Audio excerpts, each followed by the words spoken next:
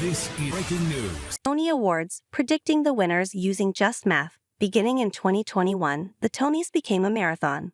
Not just because of the 26 categories, the same as the number of miles in a marathon, but also because what used to be 3 hours of awards is now 4.5. So put on a fresh pair of tap shoes, get your costume change ready, and enjoy every minute of it. The time to start training is now. If you've already acquired your Tony attire, next up on the regimen is a sneak preview of who might win. As with the Oscars, I've built a mathematical model to predict the Tony Awards based on a combination of which categories a show is nominated in, the aggregated predictions of various Broadway critics, and the results of the Drama Desk, Outer Critics Circle, Drama League, and New York Drama Critics Circle Awards. The model is trained on historical Tony Awards data, and inputs that have done a better job of predicting each category in the past get more weight in this year's predictions.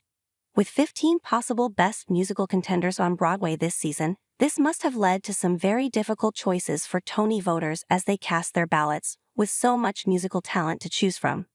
Here's a look at what the math says for predicting the play categories and musical categories. We begin with a strong favorite. When the nominations were announced, Stereophonic heard its name called 13 times, surpassing Slave Play's record for most ever nominations for a play. It would be a major upset if another play won. Then again, Slave Play lost to The Inheritance, so don't consider any race to be over.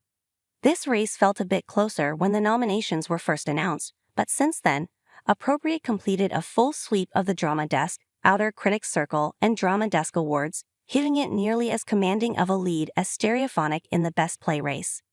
Leslie Odom Jr. burst into A-list status in Hamilton, a production that would ultimately get him 75% of the way to an EGOT. While he still needs that Oscar win, he has been nominated. He's the favorite to double his Tony total Sunday night for his role in Purlie Victorious. But don't count out Jeremy Strong, an enemy of the people. Sarah Paulson, Appropriate, is a popular pick here. But the math says this one is neck and neck with Jessica Lange, Mother Play. To add to the Drama Desk Awards recently went to genderless acting categories, allowing both of them to win the Lead Performance Award there, doing no favors for us prognosticators.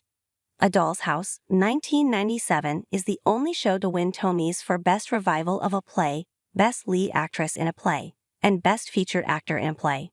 If Corey Stoll can join his fellow favorites on stage, Appropriate would match that feat. This is quite a run that Cara Young is on. 2 years ago, she was nominated for Featured Actress in a Play Clydes. Last year, she was up for the same category for Cost of Living. And now, make that 3 in a row with Purlie Victorious. The only other person to be nominated in 3 consecutive years in this category was Judith Light, and she won the last 2 of them. Now Young looks to join the winner's circle. It's just about impossible to get to a historic 13 nominations without having strong direction. Daniel Aukin's show is the favorite up and down the board, especially down, if you keep reading, and he himself has a 41% chance to win a Tony. While there is no makeup and hair Tony, there most certainly is a costume design one, and it's looking like a well-deserved win for Dade A and Java's African hair braiding. Even if there's an upset, A gets a second bite at the apple, as she is also nominated in this category for Appropriate.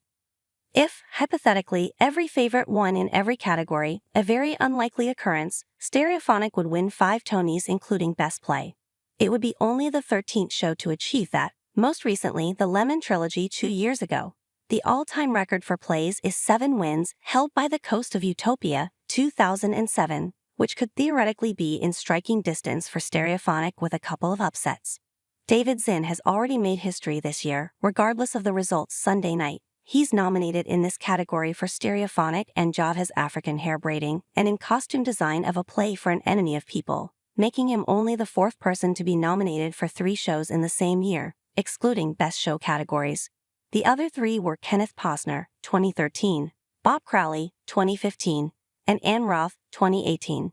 Now Zinn is looking to win this one, albeit with heavy competition from the collective known as DOTS, Appropriate, An Enemy of the People.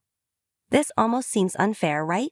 Stereophonic is about the rise of a 70s rock band, and while it doesn't quite veer into the categorization of a musical, it's certainly more musical than the average play, giving it a clear leg up in the sound design race.